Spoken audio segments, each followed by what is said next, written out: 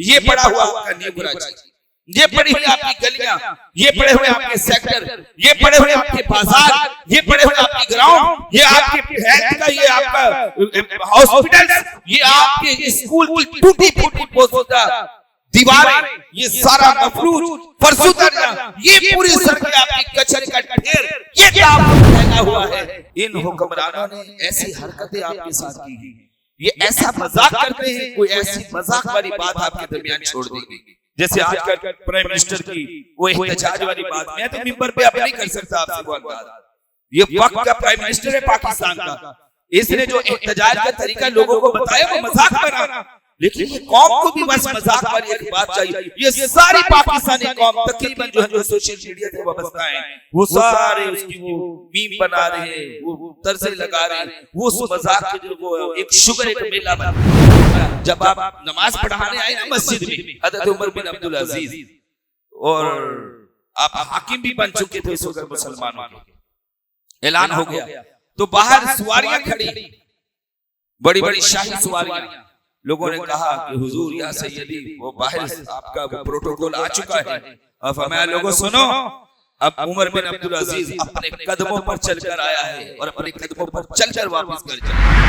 आप अपने इस्लाम के साथ खड़े हो, उठो, आज भी वापस दौर आ सकता है हज़रत उमर बिन अब्दुल अजीज रज़ी अल्लाह तआला का, मगर कब ये तब आएगा कि अगर आप इस्लाम के साथ वफा करके पाकिस्तान को जिन मकासद के लिए हासिल किया गया, वो मकसद क्या था, वो एक ही मकसद था कि पाकिस्तान का मतलब क्या, ला इलाहा इल्लल्लाह, दस्तूर रियासत क्या होगा, मुहम्मदुर रसूलुल्लाह सल्लल्लाहु अलैहि वसल्लम। आपका वो जो दौर है वो इहयाए दीन का दौर है। अल्लाह ताला हर दौर में अपने प्यारों को भेजता है। जैसे आज लोग हमदूर ख्वाजा गरीब नवाज रहमतुल्लाह ताला के अय्याम मना रहे हैं, आपसे अल्लाह ताला ने क्या काम दिया? आपसे अल्लाह ताला ने इहयाए दीन का काम दिया, तजदीद दीन का, दीन की तजदीद का काम दिया कि आपके जरिए अल्लाह पाक ने कम बेश 90 लाख लोगों को कलिमा पढ़ा, यानी मुसलमान आपके हाथ पर लोग जो है उन्होंने इस्लाम कबूल किया, तजदीद ईमान भी हैं, इहयाए दीन भी, और सुन्नत को जिंदा करने वाले ये लोग थे। इसी तरह दौरे हाजिर में आप देखें, आज के इस दौर में बहुत बड़ा काम अल्लाह ताला ने हुजूर अमीरुल मुजाहिदीन अल्लामा हाफिज खालिद हुसैन रिजवी रहमतुल्लाह ताला से दिया। आज हमारे बच्चा जो है वो इश्क़ मुस्तफा की बात कर रहा है, आज गली गली में निज़ाम मुस्तफा की बात हो रही है, आज हर तरफ से लब्बैक या रसूलुल्लाह की सदा है, आज फिर से मुसलमानों के अंदर जिहाद की बात हो रही है, आज फिर से एक मरतबा सहाबा की इज्जत इफ़्फ़त की बात हो रही है, आज सहाबियात की इफ़्फ़त और इतरत की बात हो रही है। लेकिन ये मज़ीद ये कि हर एक मुसलमान की जिम्मेदारी है कि वो उठे, पाकिस्तान में निज़ाम मुस्तफा के निफाज की बात करे। इसके अलावा कोई निज़ाम ना हमें इज्जत दे सकता है, ना रोटी दे सकता है, ना कपड़ा दे सकता है, ना मकान दे सकता है। हम तो पहले भी ये बात आपसे शेयर करते चले आए कि हज़रत अबू बकर सिद्दीक आप खलीफतुल मुस्लिमीन है, खलीफा राशिद है, खलीफा अव्वल है, अमीरुल मोमिनीन है, और दीन जो है वो नाफिज है, दीन तख्त पर है। तो मगर आपकी जितनी भी तकारीर हैं, जितने भी आपके खुतबात हैं, किसी खुतबे में आप हज़रत अबू बकर सिद्दीक रज़ियल्लाहु ताला रोटी कपड़ा और मकान की बात नहीं की। इस कौम को राह रास्त के ऊपर लेकर के आया। ये कौम अगर सिरात मुस्तकीम के रास्ते के ऊपर इस्तिकामत के साथ चले तो फिर अल्लाह तबारक व तआला इस कौम को इज्जत अता फरमाएगा। हज़रत उमर बिन अब्दुल अजीज रहमतुल्लाह ताला अलैहि कि अल्लाह उस उम्मत पर हर 100 साल बाद एक शख्स भेजेगा जो दीन के अमर की तजदीद करेगा। अमीरुल मुजाहिदीन इस दौर में क्या बात की? दीन की बात। हुक्मरानों को भी उन्होंने ललकारा और खूब ललकारा, और हक भी था कि इनको ललकारा जाए। और आज भी हर कोई कहेगा अल्हम्दुलिल्लाह कसरत मुसलमानों की कि हम मुसलमान। तो जब हम सब मुसलमान हैं, हम बार बार ये बात पूछना चाहते हैं, करते हैं कि फिर बताओ वजह क्या है कि फिर इस्लाम का गलबा पाकिस्तान में क्यों नहीं, इस्लाम का निफाज क्यों नहीं? जब हम सब मुसलमान हैं फिर ये अमानत में खयानत कैसे हो जाती है? जब हम सब मुसलमान हैं और बिहम्दिल्लाह हैं, फिर वो क्या वजह है कि आज झूठ, आज फ्रॉड, आज फरेब, आज धोखाधड़ी, आज गाली गलोच, आज कत्लो गारत, आज छीना छपरी का बाजार क्यों गर्म है? जब हर तरफ पाकिस्तान में मुसलमान हैं, तो फिर ये रिश्वत का बाजार आज क्यों गर्म है? हम सब जब मुसलमान हैं, तो फिर बताओ कि आज सूद का निजाम हमारे दरमियान कैसे चल रहा है? मैं 2-4 दिन पहले एक नौजवान से मिला। वो नौजवान अल्लाह ताला उस पर रहम फरमाए, उसे तौबा की तौफीक बख्शे। बज़ाहिर ऐसा मुझे लगता है अल्लाह ताला उसकी हिफाजत फरमाए। मैं जुम्मतुल मुबारक के दिन आप हुजूर के गुलामों के दरमियान बैठकर उसके लिए दुआ कर रहा हूं कि उसकी जान की हिफाजत, यानी कि वो खुदकुशी करने पर मजबूर है। क्या मसला है? सूद का लेने देने, बैंक से सूद ले लिया, किसी की कोई अमानत लेकर के बाहर रखवा दी और बदले में सूदी कर्जा उनसे ले लिया। अब वो सूदी कर्जा बढ़ते उसकी गर्दन तक पहुंच गया। अब उसको जान छुड़ाना मुश्किल है। एक जान उसकी सूदी कर्जे में फंस गई है, दूसरी जिसकी अमानत लेके जिस पर सूदी कर्जा लिया था उसकी भी पकड़ जो है वो उसके ऊपर गिरफ्त जो है वो बड़ी मजबूत है। अब ये शख्स का जो सुबह का और दिन का और रात का करार सुकून जो वो तबाह हो चुका है। टेंशन है कि इतना सूदी कर्जा मेरे सर पर है, वहां से भी कॉल आ रही है और वहां से भी प्रेशर आ रहा है। क्या मना नहीं किया गया था कि सूद से दूर रहना है? लेकिन आज हमारे ही मुआशरे के अंदर लोग जो हैं वो कहते हैं कर्जा मिल जाएगा, आपने नो टेंशन, कोई प्रॉब्लम नहीं है आपको, आप आए हमारे साथ सूदी मुआहदा कर लें, 5-10 हजार रुपए महाना आपने इतना 1 लाख रुपए के ऊपर देना है। पता चलता कि उसने 10-20 लाख रुपए की रकम ले ली तो 1-1.5 लाख रुपए महाना सूद का उसके ऊपर जो है वो कर्जा बढ़ता चला जा रहा है, जो कि उसको उतारना मुश्किल हो गया। वो रोज बरोज सुबह शाम सोते जागते अपने आप को मुश्किल में फंसाते बहुत गहरी मुश्किल में वो जा गिरा। और अमीरुल मुजाहिदीन ने क्या बात की थी? उन्होंने यही बात की थी कि हम सूदी कर्जे वापस नहीं करेंगे, हाँ देंगे जब कभी होंगे हमारे पास, लेकिन असल रकम देंगे, हम सूद नहीं देंगे, क्योंकि हमारी शरीयत में, हमारे इस्लाम में सूद हराम है। मगर ये हमारे हुक्मरान पार्लियामेंट में जो बैठे हुए आप देखें इनका हाल, ये सूदी मुआहदे, सूदी कर्जे इन्होंने किस तरीके से दिए। और आज पाकिस्तान का कोई बच्चा ऐसा नहीं है जो मकरूज नहीं है, वो पैदा होता तो वो मकरूज पैदा होता है। कोई है पूछने वाला कि मेरे घर में बच्चा पैदा हुआ और ये मकरूज बच्चा पैदा हो रहा है? किसी ने पाकिस्तानी ने पूछा कि बताओ मेरा बच्चा मकरूज कैसे पैदा हुआ है?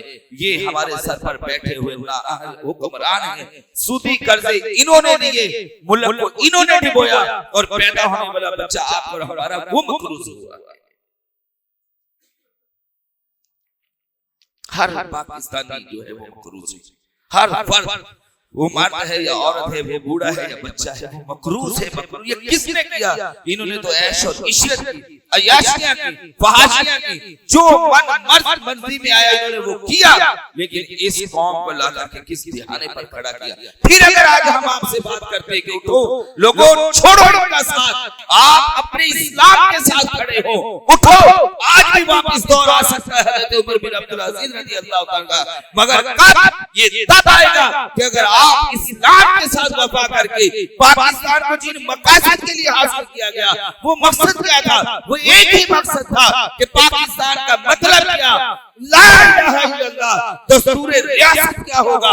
मुहम्मदुर रसूलुल्लाह सल्लल्लाहु अलैहि वसल्लम, ये इस्लाम के दिफात के लिए बना था। ये तो उस वक्त के जो कायदे-ए-आज़म मिस्टर मोहम्मद अली जिन्ना थे उन्होंने उठा करके कहा कि मुसलमानों, ए पाकिस्तानियों, हमें किसी दूसरे आइन की जरूरत नहीं है, हमारे पास अल्लाह की किताब कुरान मजीद मौजूद है। मगर इन हुक्मरानों ने छोड़ दिया इसको। हम तड़प रहे बार-बार कि उठो, आज माशाअल्लाह मुसलमानों के अंदर, पाकिस्तानियों में शऊर पैदा हो रहा है, मगर इससे कहीं ज्यादा ये शहर कराची, मेरी बात पूरी है, आप बता दें मुझे कि 50 साल में पाकिस्तान शहर कराची के अंदर कौन सी तरक्की हुई है? नहीं। आप बहुत मुश्किल से सवाल करेंगे क्योंकि जालिम का जुल्म उरूज पर है। अगर आप करेंगे, आप बोलेंगे जालिम मेरी गिरफ्त करेगा। मैं पूछ रहा हूं, वो बताएंगे ये 50 साल जो गुजरे हैं इसके अंदर शहर कराची ने क्या तरक्की की?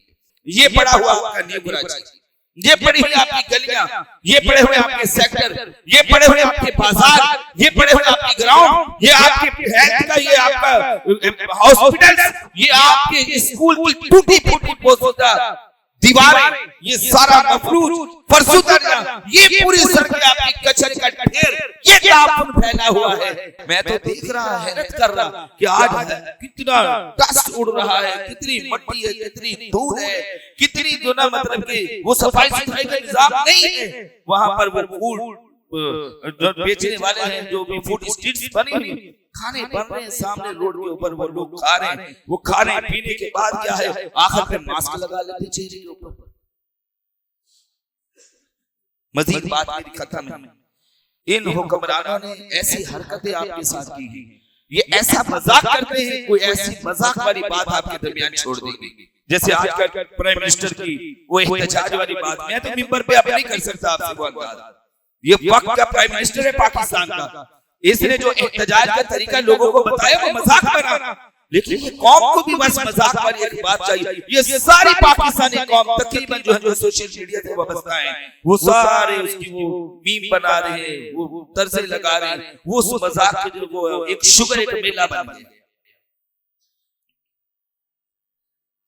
फिर वो दूसरे ने बोल दिया, उसने भी ऐसा जुमला बोल दिया, वो जुमला इस कौम के लिए मजाक बन गया, इस कौम ने उसको शुगर बनाया, बस उसके पीछे लग गए।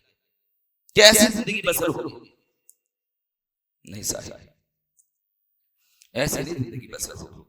इसको बदलने के लिए आपको अपने आप को बदलना होगा। खुदा ने आज तक उस कौम की हालत नहीं बदली, ना हो ख्याल इसको खुद। मैं आपको कितनी मिसालें दूं कि फलां वज़ीर ने ये बात की, फलां चेयरमैन ने ये बात की, फलां प्राइम मिनिस्टर ने ये बात की, और मेरा ये मिंबर जिस पर अल्लाह ताला ने इज्जत बख्शी, ये मिंबर इजाजत नहीं देता कि मैं वो तरते वो चीजें वो आप यहाँ पर वो कलिमात अदा करूं। और ये नाअहल ऐसे जालिम हुक्मरान हमारे सरों पर बैठे।